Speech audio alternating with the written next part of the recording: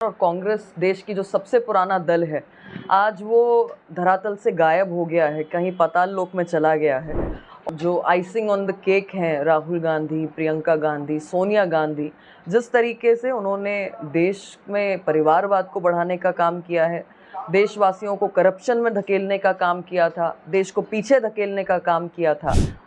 फिर राहुल गांधी आगे निकले तो उन्हें टुकड़े टुकड़े गैंग का समर्थन मिला। फिर राहुल गांधी मध्य प्रदेश आए तो पाकिस्तान जिंदाबाद के नारे लगे। नहीं किया जिसने 12 लाख करोड़ के भ्रष्टाचार स्वयं किए हों, जिसने चीन से चंदा इकट्ठा किया हो, जिसने राजीव गांधी फाउंडेशन में इलीगल पैसा इकट्ठा किया हो, अगर वो कांग्रेस इस प्रकार के आरोप लगाती है तो जनता निर्णय करती है और करती आई है।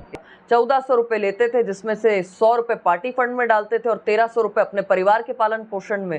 पर कांग्रेस पार्टी के अंदर या ये क्षेत्रीय दल जो परिवारवाद को आगे बढ़ा रहे हैं, उसमें तो बच्चे की पैदाइश से तय हो जाता है कि जो चांदी का चमचा मुंह में लेकर आया है वो ही या तो राष्ट्रीय अध्यक्ष बनेगा या पार्टी सत्ता में आई तो वो प्रधानमंत्री बनेगा।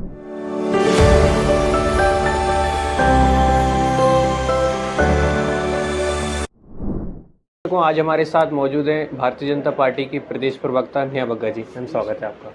मैम, जिस प्रकार से बीजेपी ने टिकटों का ऐलान किया है, भोपाल से आलोक शर्मा जी को उम्मीदवार बनाया है, इस पर आप क्या कहना चाहेंगे?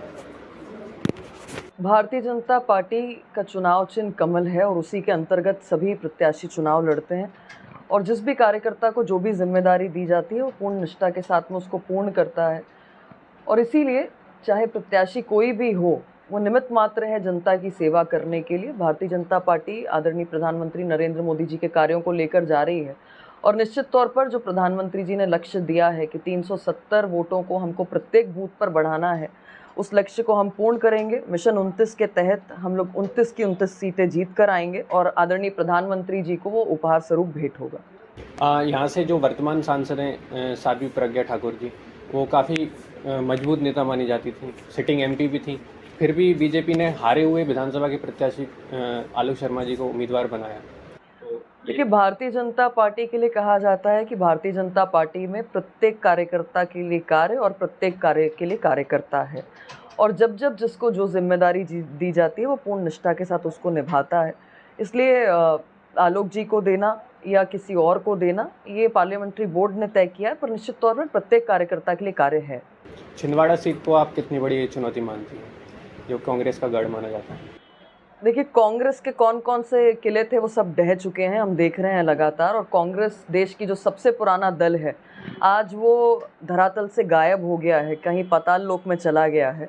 और जिस तरीके से राहुल गांधी जी ने शक्ति का अपमान किया है, जिस तरीके से राहुल गांधी जी ने सनातनियों का बार बार अपमान किया है, अब तो मध्य प्रदेश की 50% की आबादी, देश की 50% की आबादी तैयार है, क्योंकि उसने देखा है कि राजनीतिक सशक्तिकरण हो, आर्थिक सशक्तिकरण हो या सामाजिक सशक्तिकरण हो, या आदरणीय प्रधानमंत्री जी ने करके दिखाया है।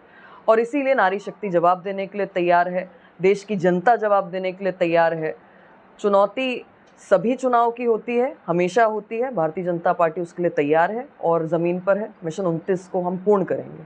अभी मीडिया रिपोर्ट्स में ये आ रहा है कि गांधी परिवार से इस बार कोई अमेठी का चुनाव नहीं लड़ने जा रहा है, तो इस पर आप क्या कहेंगे? मैंने पूर्व में ही आपसे कहा कि कांग्रेस जो है वो अपनी ज़मीन खो चुकी है, अब वो पाताल लोक में जा चुकी है और जो परिस्थितियां हैं, ढूंढे से उन्हें प्रत्याशी नहीं मिल रहे हैं और उसके ऊपर से जो आइसिंग ऑन द केक हैं राहुल गांधी, प्रियंका गांधी, सोनिया गांधी, जिस तरीके से उन्होंने देश में परिवारवाद को बढ़ाने का काम किया है, देशवासियों को करप्शन में धकेलने का काम किया था, देश को पीछे धकेलने का काम किया था, वो स्वयं भी डरे हुए हैं, क्योंकि एक और विकास है और एक और विनाश है। राहुल गांधी की भारत जोड़ो न्याय यात्रा मध्य प्रदेश से भी गुजरी, कई राज्यों से गुजरी, तो एक ये देखने को मिला कि जहाँ जहाँ से उनकी यात्रा गुजरी वहाँ कांग्रेस को नुकसान होता गया। देखिए, राहुल गांधी जब प्रथम चरण में चले थे तो उन्हें सबसे पहले कौन मिले? George Punnaiah father. और उन पादरी जी ने जो भारत माता के लिए शब्दों का इस्तेमाल किया, राहुल गांधी ने सहमति भरी उसमें। फिर राहुल गांधी आगे निकले तो उन्हें टुकड़े टुकड़े गैंग का समर्थन मिला। फिर राहुल गांधी मध्य प्रदेश आए तो पाकिस्तान जिंदाबाद के नारे लगे। और जिस तरीके के ढकोसले को राहुल गांधी लेकर निकले थे, कौन से भारत को जोड़ने की बात कर रहे हैं जिसको उनके पूर्वजों ने तोड़ा था? राहुल गांधी जी को तो क्षमा मांगनी चाहिए थी कि विभाजन की विभीषिका में हजारों हजार लाखों परिवारों को बर्बाद करने वाली कांग्रेस पार्टी, हजारों लाखों महिलाओं की आबरू को लूटने वाली कांग्रेस पार्टी, हजारों लोगों को बर्बाद करने वाली कांग्रेस पार्टी, उनके जख्मों पर नमक छिड़कने का काम राहुल गांधी जी ने किया है। और इसीलिए जहाँ जहाँ से यात्रा निकली थी वहाँ वहाँ से सूपड़ा साफ हुआ है। और अब जब सेकेंड फेज था और मध्य प्रदेश में राहुल गांधी आए तो स्वयं उनके नेता उनके साथ खड़े होने को तैयार नहीं थे, क्योंकि वे जानते हैं कि राहुल गांधी के साथ खड़े हुए तो जो उनकी क्रेडिबिलिटी है, जो उनका स्वयं का समर्थक है, जो उनका स्वयं का वोट बैंक है, वो भी छिटक जाएगा। हाल ही में पूर्व केंद्रीय मंत्री सुरेश पचौरी जी ने भी बीजेपी ज्वाइन की है। मध्य प्रदेश नहीं, पूरे देश के तमाम नेता दूसरे दल के वो अपनी पार्टी छोड़कर बीजेपी में शामिल हो रहे हैं, तो इसको आप कैसे देखते हैं? जिस तरीके से आदरणीय प्रधानमंत्री नरेंद्र मोदी जी ने 11वीं अर्थव्यवस्था से 5वीं अर्थव्यवस्था बनाने का काम भारत को किया है, जो हम फ्रजाइल 5 में हुआ करते थे, जिस तरीके से मोदी जी ने नारी सशक्तिकरण का काम किया है, जिस तरीके से मोदी जी ने युवाओं को आत्मनिर्भर बनने का जो गुण दिया है, जिस प्रकार से मोदी जी ने जिस मुहिम को शुरू किया वो जन अभियान बन गया, चाहे स्वच्छता अभियान हो, चाहे आयुष्मान की योजना हो, चाहे मातृ वंदना हो, चाहे मोदी जी सोलर सिस्टम को प्रमोट कर रहे हों, और तमाम सारे जो कार्य हैं वो स्पष्ट दिखाता है कि आज सभी दलों के जो लोग हैं वे जानते हैं कि भारत की जो प्रतिष्ठा देश में, विश्व में बढ़ी है, वो केवल भारतीय जनता पार्टी आदरणीय मोदी जी के नेतृत्व में बढ़ी है। और जो भी नेशन फर्स्ट की थ्योरी के साथ चलना चाहता है, व्यक्ति से ऊपर दल और दल से ऊपर देश को रखना चाहता है, उसका भारतीय जनता पार्टी में स्वागत है। मैडम, हाल ही में 2 दिन पहले बीजेपी के राज्यसभा सदस्य ने इस्तीफा दिया है मध्य प्रदेश से, अजय प्रताप सिंह जी ने, उसको आप कैसे देखते हैं? देखिए, कोई भी व्यक्ति स्वतंत्र है कि उसे कहाँ पर रहना है, क्यों जाना है, क्यों रहना चाहिए। अगर किसी ने इस्तीफा दिया है तो उसके लिए वो स्वतंत्र है, उनका निर्णय है। उनके सीधी से लोकसभा चुनाव लड़ने की तैयारी, मतलब ऐसे कयास लगाए जा रहे हैं कि वो सीधी से चुनाव लड़ सकते हैं। मैंने आपसे कहा कि कारणों का जो सही जवाब है या तो वो व्यक्ति स्वयं दे सकते हैं कि उनका क्या निर्णय है, तो वही जवाब दे पाएंगे। अगर उनके विचार कुछ भिन्न हैं, अगर वो राष्ट्रप्रथम की थ्योरी के साथ नहीं चलना चाहते, अगर वो देश को प्राथमिकता नहीं देना चाहते हैं, तो ये उनका निर्णय है। हाल ही में इलेक्टोरल बॉन्ड्स को लेकर एक बड़ा मुद्दा बना रही है कांग्रेस पार्टी।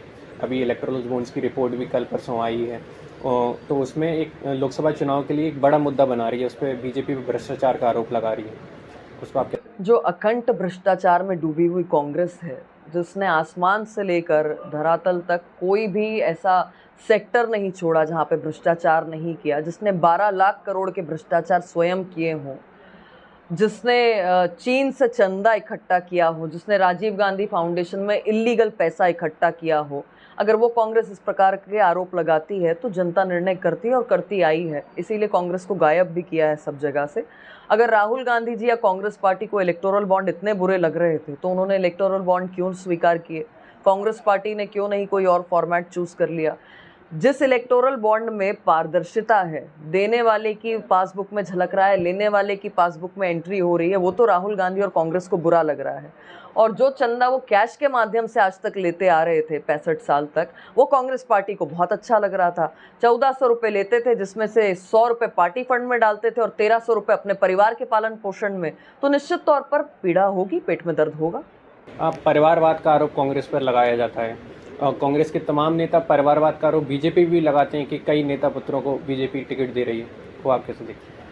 क्या कभी भी कांग्रेस पार्टी का कोई नेता या इस देश का कोई भी व्यक्ति ये बता सकता है कि भारतीय जनता पार्टी का अगला राष्ट्रीय अध्यक्ष कौन होगा, किसी स्टेट में अध्यक्ष कौन होगा, प्रधानमंत्री कौन होगा?